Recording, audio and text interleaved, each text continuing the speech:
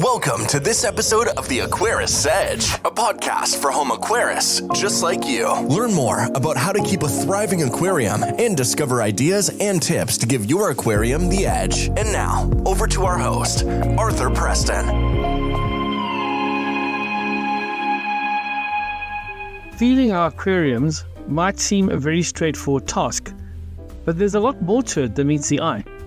When we feed our tanks correctly, we ensure our fish thrive, they display vibrant colors, and they exhibit natural behaviors.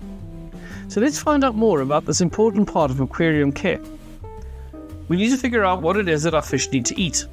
Just like us, fish have specific dietary requirements based on their evolutionary history and what they naturally consume in the wild.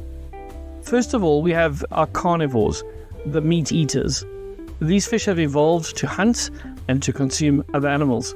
They possess larger stomachs designed for less frequent, protein-rich meals. And examples of these fish would be your African cichlids, bettas, discus, and oscars.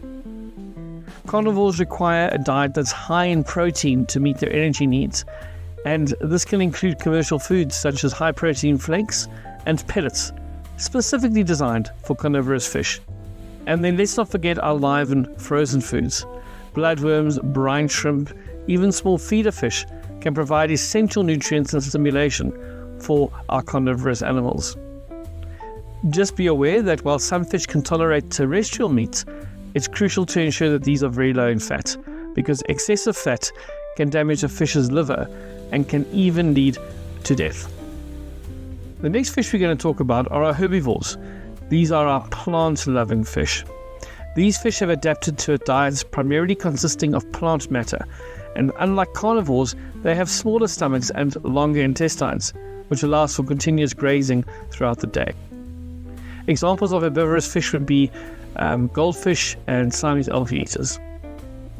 Algae wafers are staple for herbivores, providing a concentrated source of algae and other plant-based nutrients. Sometimes you could use things like spirulina flakes. It also comes in a powder, and this can be added to the tank as an extra option. Don't underestimate the power of fresh vegetables. So blanched baby marrows, spinach, and even peas can add valuable fiber and variety to an herbivorous fish diet. Just remember to remove any uneaten vegetables after a few hours to avoid polluting your tank. And then we have our omnivores. These are the adventurous eaters of our aquariums. They thrive on a mixed diet of both plant and animal matter. Now, most home aquarium fish fall into this category, making them adaptable and relatively easy to feed. So this would be bristle-nosed plecos, it would be your rainbow sharks, panda corridoris, cichlids, platies, guppies, and so on. A balanced diet for omnivores includes a mix of high-quality flakes, pellets, frozen or freeze-dried foods, and even some fresh veggies. And this will ensure that they receive a wide range of nutrients to support their health. I've mentioned a couple of fish food types already, but let's break that down. Most of us would have started out by using fish flakes for our aquariums. They're relatively cheap, they're always available, and they provide a basic diet. However, many of these flakes tend to lose their nutrients quickly, and they can create a mess if not eaten properly. So consider flakes as a supplemental food rather than a primary source of nutrition. Also go and check the ingredients. Make sure that what you're feeding the fish isn't just filler stuff. Then there are pellets. They're an excellent choice. They provide better nutrient retention and create less mess. They do come in a variety of sizes and formulations for specific dietary needs of fish. For example, you have sinking pellets that will sink to the bottom and are great for bottom feeders like your plecos and your cories, while there are floating pellets that will suit surface dwelling fish like bettas. Then there are your frozen foods such as bloodworms and brine shrimp. And these provide excellent nutritional value and variety. And they're a great way to mimic a fish's natural diets and to entice picky eaters. Don't feed them all the time. Some of these frozen foods will have a high fat content. Remember that in a natural environment, they won't be eating things like bloodworms all day long, every single day. It'll be a supplement to what they eat. You've probably also seen on the stores of your fish shop, of your pet store, freeze-dried options like tubifex worms. These are very convenient and there's a wide variety of them, but they may not be as palatable to your fish as frozen food. One way around that is to soak your freeze-dried foods in tank water for a couple of minutes before feeding, and this will make them more appealing to your fish. And of course, there's live food. Now, live food is the ultimate way to provide a natural and enriching feeding experience for your fish. It offers stimulation, encourages natural hunting, and is particularly beneficial for breeding fish. Popular choices here would be baby brine shrimp, some snails, daphnia, bloodworms. But live food can come with a risk of introducing diseases or parasites, so always source your live food from reputable suppliers. It's a good idea to experiment with different food types to see what it is that your fish prefer and to ensure they receive a balanced and varied diet. Let's talk now about some tips, let's call them cheat codes, for success in our feeding regime. I've already told you one, and that is about pre-soaking the dry foods. What about making your own food? The DIY option. And if you're up for this challenge, it's something that most of us could do with a bit of effort.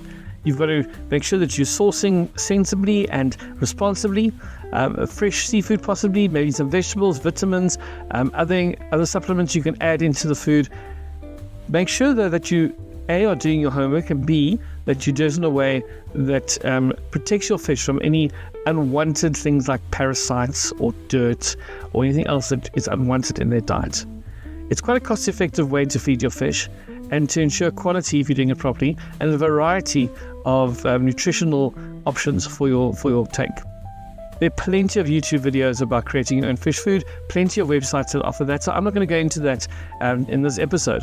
We might use another episode to do that, but certainly if you're interested, go and spend some time browsing through YouTube. You're bound to find something that'll work for you.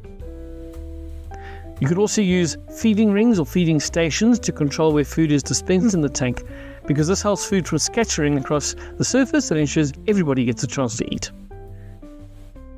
Then this is less of a feeding tip and more of one of a tank maintenance tip linked to feeding. Make sure your tank has some cleanup crew. So add scavengers such as shrimp. They don't need to be high in shrimp, they can be cull shrimp.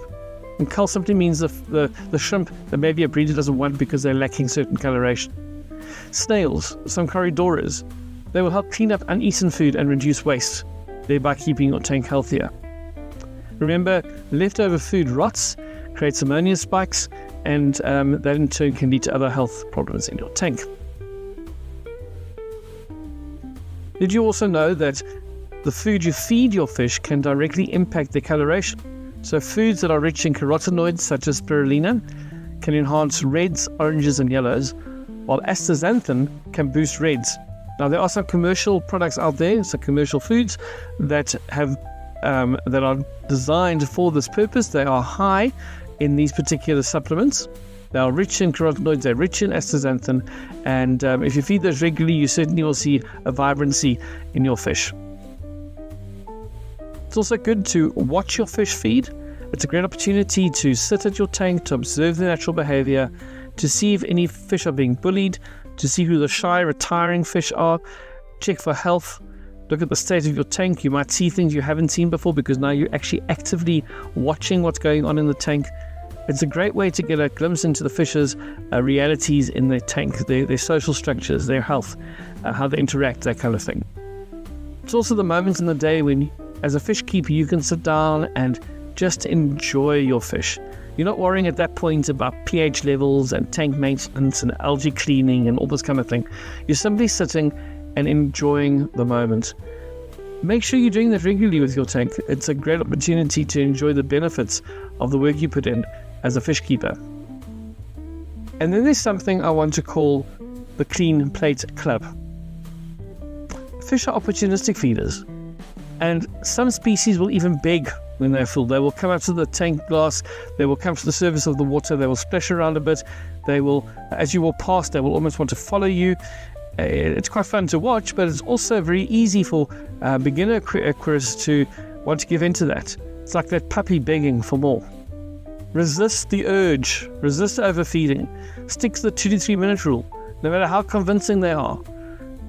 Once your fish have eaten for 2 or 3 minutes, that's enough. Remember that a rule of thumb is that the size of their stomach is the size of their eye. Yes, obviously that's not a scientific thing, but it's certainly a helpful thing to remember.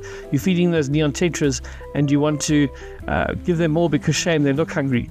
And then you remember that their stomach is the size of their eyeball and you realize that you've given them more than enough. So yes, their plate may be clean, but they don't need more. 4 things in conclusion that Number 1, research. Understand your fish's natural diet. Go and watch some videos about those fish. Read online. Go to sources that are responsible and that are accurate, that are scientific. Figure out what it is that these particular fish eat in nature and then try to replicate it. Offer, second point, variety. Offer diverse, high-quality foods. Thirdly, moderation. Avoid overfeeding and follow that 2 to 3 minute rule. And number 4, observe. Watch your fish's feeding behaviour closely. And as I mentioned earlier, that moment when you're sitting and enjoying watching your fish eat is a great opportunity to really look with detail at the comings and goings in your tank, to look at the health of your fish, look at their behaviour. By following these principles, you'll ensure that your fish not only survive but thrive, have vibrant colours and lively energy. Do your homework, do your research, enjoy feeding your fish. Take the time to do so. And remember that a day when fish aren't feeding is okay. It mimics what happens in nature. They're not going to starve, and often it just allows things to settle in your tank if you don't feed them for a day. Maybe 1 day a week is a no-food day. There's nothing wrong with that. Thanks for joining me today on this episode of the Aquarist Edge. Please don't forget to subscribe in your podcast app. If it allows you to do so, please leave a review. Share this podcast with others so more can enjoy the hobby together. And let's join together next time for another interesting topic about aquariums and the wonderful fish that live in them. Until then, happy fish keeping. I'll see you then. Bye for now. That's it for this episode of the Aquarist Edge. Please consider subscribing to this podcast so that you don't miss further episodes. We would love it if you would also rate and review the podcast, as this helps make it visible to others. Until next time, keep learning and discovering, and keep finding your Aquarist Edge in this captivating and fascinating hobby.